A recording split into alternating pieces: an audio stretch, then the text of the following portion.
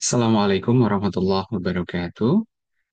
Kita bertemu kembali dalam lanjutan video di dalam pertemuan yang keenam berhubungan dengan evaluasi investasi dan profitabilitas dari proyek ya.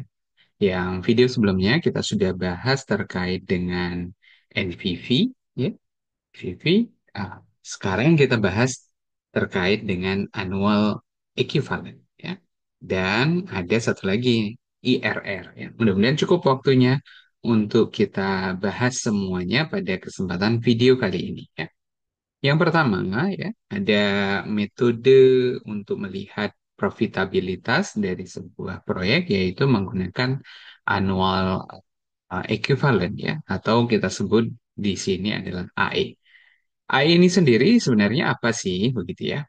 Jadi AE ini adalah metode yang digunakan untuk mengevaluasi investasi ya, sesuai dengan metode-metode yang lain juga, terutama berguna untuk membandingkan ya berbagai proyek yang memiliki umur investasi atau skala biaya yang berbeda. Ya. Jadi ada umur investasi misalnya 20 tahun dengan yang 30 tahun ataupun yang sebaliknya. Ya. Nah, metode AE ini menghitung nilai tahunan setara dari biaya atau keuntungan proyek selama umur proyek tersebut. Ya. Dalam analisis AE, semua arus kas yang terkait dengan proyek, baik itu biaya investasi awal, biaya operasional, maupun biaya pendapatan, ya, maupun pendapatan bukan biaya, diubah menjadi nilai tahunan yang setara sehingga memiliki satuan yang sama begitu. Sehingga bisa dilakukan perbandingan yang lebih adil antara proyek yang memiliki umur investasi yang berbeda. Jadi yang investasinya tadi 10 tahun dirubah dalam tahunan, yang 8 tahun pun dirubah dalam tahunan. Nah, kita akan lihat sebenarnya bagaimana sih rumusnya yang digunakan dalam perhitungan si AE ini ya. AE sama dengan NPV, balik lagi nih ada NPV ya. Ada Net Present Value yang kita sudah bahas di pertemuan-pertemuan sebelumnya. Nah, dikali dengan I, suku bunga ya, atau tingkat diskonto, terus kemudian dibagi dengan satu kurang satu ditambah I, ya, suku bunga lagi, dan dipangkatkan dengan N. N itu adalah umur dari proyek ini. Nah, dalam beberapa kasus, AE juga dapat dihitung secara terpisah untuk annual equivalent cost atau annual equivalent revenue. Ada biaya yang keluar dan ada ya biaya yang masuk. Perbandingan antara yang keluar dan yang masuk ini disebutlah sebagai AE ya. Seperti layaknya pada saat kita hitung keuntungan dan kerugian. Ya. Nah, agar lebih mudah kita coba lihat nih contoh kasus sederhana yang ada di dalam perhitungan AE ya. Nah, sebuah kota ya sedang mempertimbangkan dua opsi. Nah, teman-teman bisa lihat ya, ada dua opsi investasi dalam pengolahan sampah. Yang opsi yang pertama berhubungan dengan landfill. Jadi, oh, mohon maaf ini bukan tempat pembuangan akhir ya, tapi seharusnya tempat pemrosesan akhir. Dengan investasi awal sebesar 3 juta dolar, kemudian biaya operasional tahunan sebesar 150.000 dolar. Kemudian pendapatan dari tipping fee ya, saat ada yang menyetorkan sampah ke landfill ini dikenakan biaya gitu ya. Nah, biaya tersebut bisa didapatkan sebesar 200.000 dolar per tahunnya. Dengan umur proyek 20 tahun dan tingkat suku bunganya adalah 8%. Kemudian dicoba dibandingkan dengan opsi yang kedua, tentunya sangat berbeda ya. Ada waste to energy dengan investasi awal sebesar 8 juta ya dolar yang ini ada selisih 5 juta dolar ya dengan proyek opsi satu. Gitu. Kemudian ada biaya investasi operasional tahunan sebesar 250.000 dolar. Pendapatan tahunan dari penjualan listrik ya. Kalau tadi ada tipping fee, ini jual listrik karena pengolahan sampahnya adalah waste to energy ya, sebesar 500 ribu dolar. Umur proyeknya lebih singkat dibandingkan dengan landfill, yaitu 15 tahun, dan tingkat suku bunganya sama, 8%. Ini pertanyaannya adalah mana opsi yang paling profitable ya, paling layak untuk dilanjutkan. Nah, langkah-langkah perhitungannya apa yang perlu dilakukan ya? Untuk setiap opsi kita akan menghitung net present value. Nah, memang rumusnya tadi butuh nilai NPV dari semua arus kas. Lalu kita menghitung nilai AE untuk membandingkan biaya atau keuntungan tahunan setara dari masing-masing W. Nah, untuk lebih mudah mungkin kita susun dalam bentuk tabel ya. Nah, tabelnya kira-kira gini. Yang pertama adalah kita akan melihat arus kas, yaitu ada biaya masuk, termasuk biaya investasi, kemudian ada biaya yang keluar, biaya operasional, dan juga ada pendapatan. Ya. Nah, dalam kasus opsi yang satu, yang landfill, kita bisa lihat adalah investasi awal, biaya operasional pasti belum ya. Jadi ini arus kas bersihnya adalah sebesar minus 3 juta dolar. Ya. Kemudian 1 sampai 20 tahun itu sebesar 150.000 per tahunnya untuk biaya operasional dan 200.000 eh, untuk pendapatan dari tipping fee, sehingga 100 dikurang 150 dikurang 200 ketemulah arus kas bersihnya adalah 50.000 ya. Eh, menjadi keuntungan ya karena pendapatannya lebih besar daripada eh, biaya operasional. Kemudian opsi yang kedua terkait dengan waste to energy, biaya operasional, biaya investasi awalnya 8 juta, kemudian biaya operasional per tahun 250 dan pendapatan 500. Sehingga arus kas listriknya sebesar 250.000 dolar. Ya. Nah, dari angka ini kita bisa lihat, oh kayaknya lebih untung yang kedua ya, gitu ya. Tapi apakah dengan umur proyek yang lebih singkat, apakah memang yang kedua ini menjadi lebih layak, kita akan lihat ya. Nah, selanjutnya apa ya? Kita coba hitung NPV ya dengan rumus yang tadi di pertemuan video yang sebelumnya. Nanti cek kembali, sudah kita bahas di sana, yaitu perjumlahan ya. Perjumlahan dari opsi-opsi yang ada. NPV landfill dapat dihitung dengan tadi ada biaya investasi, kemudian apa ini ya arus kas bersihnya, kemudian 8% dan N-nya adalah tahunnya. Gitu ya. Nah, kita bisa melihat ya NPV itu ketemu dengan nilai ternyata minus ya. Minus 2,5 ratus ribu gitu ya. 2,5 juta gitu ya. Nilai dari NPV landfill. Ini perhitungan rumus biasa gitu ya. Nah, yang perlu kita lihat adalah, coba kita lihat ya, bagaimana dengan opsi yang kedua, waste to energy. Jadi dengan pola yang sama tadi ya, hanya berbeda angka, didapatlah minus 5,6 juta sekian ya, untuk NPV WTE. Nah, ini baru NPV-nya saja, nilai net present value saat ini, kondisi saat ini. Nah, kita coba menghitung nilai AE-nya nih, ya, nilai AE. Nah, nilai AE-nya ya, rumus AE tadi ya, ya, NPV dikali dengan tingkat suku bunga.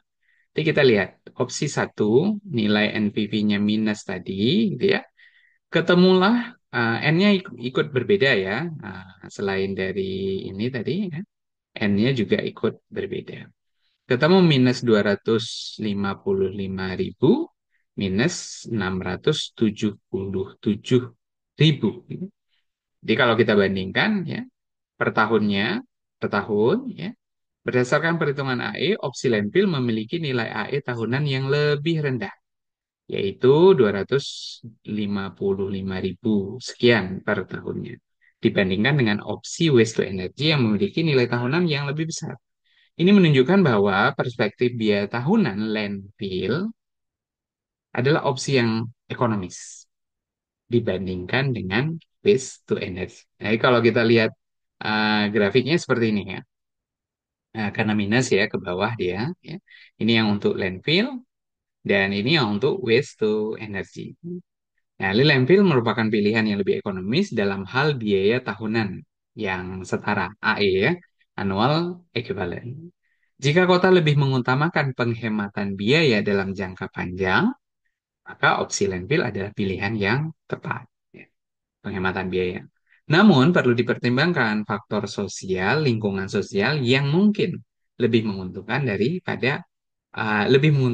pada opsi waste to energy, meskipun biaya tahunannya lebih tinggi. Karena apa? Eh, dalam perhitungan ekonomi ini ya, secara sederhana ini, dampak lingkungannya tidak dihitung menjadi rupiah. Tapi kalau itu ikut dihitung sebagai biaya operasional perawatan lingkungannya, pasti landfill-nya tidak menjadi pilihan. Tapi yang jadi pilihan adalah waste to energy. Gitu ya. Nah, mudah-mudahan bisa dipahami nih yang annual equivalent. Sebelum kita lanjutkan ya. Tapi kalau ada pertanyaan, silakan bisa disampaikan dalam kolom komentar di video ini. Baik, kita coba lanjutkan ya. Nah, ini adalah materi terakhir di topik eh, kali ini, gitu ya. Internal Rate of Return atau IRR. Apa sih sebenarnya IRR ini? Gitu ya? Itu tingkat pengembalian yang membuat nilai sekarang, ya, nilai sekarang bersih ya, oke, Net Present Value atau NPV dari semua arus kas suatu proyek sama dengan nol. Jadi dia ingin mencari uh, berapa sih ya tingkat pengembalian itu yang pas sehingga udah nggak ada lagi kewajiban untuk mengembalikan investasi. Jadi nol sudah ya. Berarti harus pas dalam angka nol. Dengan kata lain, IRR adalah tingkat suku bunga ya di mana investasi dapat dianggap seimbang atau ketika pendapatan seimbang dengan investasi awal dan biaya-biaya lainnya. Misal tadi 5 juta dolar gitu ya. Kemudian uh, pendapatannya, nah mendekati itu, bahkan melebihi gitu ya. Nah, kalau sudah dibagi per tahun dari nilai investasi tadi gitu ya. Misalnya 5 juta ternyata dipakai untuk 10 tahun. Berarti per tahunnya adalah 500.000. Ditambah dengan biaya operasional, misal 250.000, ketemu 750.000. Nah, kalau pendapatannya 750.000, maka ini disebut dianggap seimbang. Maka nilai IRR-nya adalah nol tadi. Nah, IRR sering digunakan untuk menentukan apakah suatu proyek layak atau tidak dengan membandingkannya dengan tingkat suku bunga yang diharapkan. Gitu ya. Cocok nggak sih kalau bunganya segini, proyeksi pendapatannya segini, begitu ya? Nolnya kapan, gitu ya? Ya. Nah, rumus untuk menghitung IRR ini memang agak panjang, gitu ya. Karena eh, NPV-nya ya diminta untuk bisa nol ya. Untuk menghitung IRR, kita mencari nilai tingkat pengembalian R yang memenuhi persamaan ini. Jadi R-nya, ya, tingkat suku bunga, tingkat pengembalian yang diinginkan. Nah, dalam praktiknya, menghitung IRR biasanya membutuhkan teknik trial error. Kalau 1% gimana? Kalau 2% gimana? Kalau 10% gimana? Kan perlu dihitung. Nah, biasanya pakai Excel bisa nih. Gitu. Tapi kita akan coba. Misal dengan satu studi kasus seperti ini. Membandingkan juga ya fasilitas daur ulang dan pembangunan fasilitas waste to energy. Nah, kita nggak hitung pakai landfill lagi tadi ya. Landfill udah menang nih. Kita hitung pakai fasilitas daur ulang. Investasi awalnya adalah 4,5 juta, biaya operasional 200.000, pendapatan 400.000, umur proyek adalah 15 tahun. Sama seperti pada saat ngitung AE tadi. Untuk opsi yang pertama, yaitu fasilitas daur ulang. Opsi yang kedua ada fasilitas waste to energy. Ya. Investasi awal tentunya lebih besar, biaya operasionalnya lebih besar, pendapatan tahunan lebih besar. Nah, ini kebetulan menggunakan umur proyek yang sama. Ya. Nah, pertanyaannya ya, tingkat pengembalian diharapkan oleh pemerintah ya adalah 10%. Dengan kata lain, ya, kita akan menentukan apakah kedua proyek ini layak, yaitu jika IRR proyek lebih besar dari hurdle rate, ya, 10% tadi yang diharapkan, tingkat suku bunga yang diharapkan. Nah, bagaimana mengerjakannya, menyelesaikan contoh kasus ini? Yang pertama, caranya sama dengan AE tadi ya. Mengidentifikasi arus kas untuk masing-masing opsi. Ya. Baik itu opsi satu maupun opsi dua. Investasi yang dimasukkan, biaya operasional dimasukkan, pendapatan dimasukkan, kemudian ketemu arus kas bersih. Ketemu arus kas bersih untuk proyek yang kedua. Nah, setelah itu kita akan menghitung nih IRR untuk masing-masing opsi. Pendekatan dalam menghitung IRR, ya, tingkat MPV tadi sudah nih sama dengan nol, harus trial error. Untuk perhitungan IRR opsi satu, ya, ini ketemu minus 4, arus kas awal ya. Maaf, ini investasi ya. Kemudian arus kas tahunan 200.000 selama 15 tahun. Ini investasi awal, kemudian arus kas tahunan adalah 350.000. Kita coba hitung dengan cara yang manual. Pertama, hitung NPV dulu, tapi ada tujuannya adalah NPV-nya adalah nol. Nah, bagaimana hitungannya? Misal kita kasih dulu nih, R-nya adalah 10%. Kita hitung, masukkan, maka kita lihat bahwa apakah nilai NPV-nya mendekati nol atau tidak. Gitu ya. Jadi dari hasil perhitungan seperti perhitungan pada AE. Gitu ya. Nah, itu terus diulang, masukin 10, oh ternyata besar, dimasukin 15, oh ternyata lebih kecil, berarti dimasukin 13. Jadi dicoba trial error sehingga mendapatkan angka yang sangat mendekati dengan nol. Nah, dari hasil ini didapatkanlah bahwa ya dengan Excel yang ada, opsi satu dan opsi 2 ketemu nih bahwa tingkat IRR-nya minus 4,69 dan 4,16. Nah, karena nilai IRR untuk kedua opsi ini negatif dan jauh di bawah tingkat pengembalian yang diharapkan 10%, keduanya tidak memenuhi syarat untuk investasi jika hanya didasarkan pada pertimbangan finansial. IRR negatif menunjukkan bahwa arus kas yang dihasilkan oleh kedua proyek ini tidak cukup untuk menutupi biaya awal dan operasional. Rugi nih, ya. Bahkan tidak mencapai titik impas. Nah, kesimpulannya apa?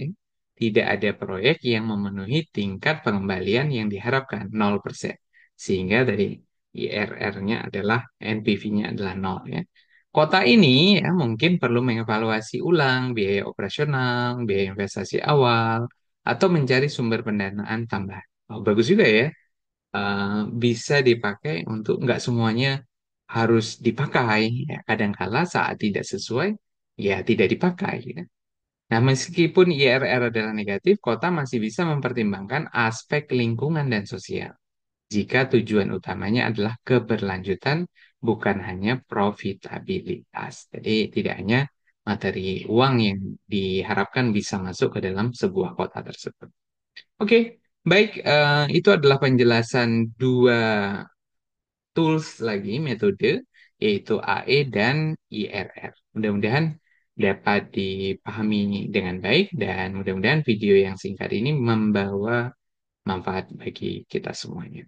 Terima kasih atas perhatiannya. Wabillahi taufiq wal hidayah. Wassalamualaikum warahmatullahi wabarakatuh.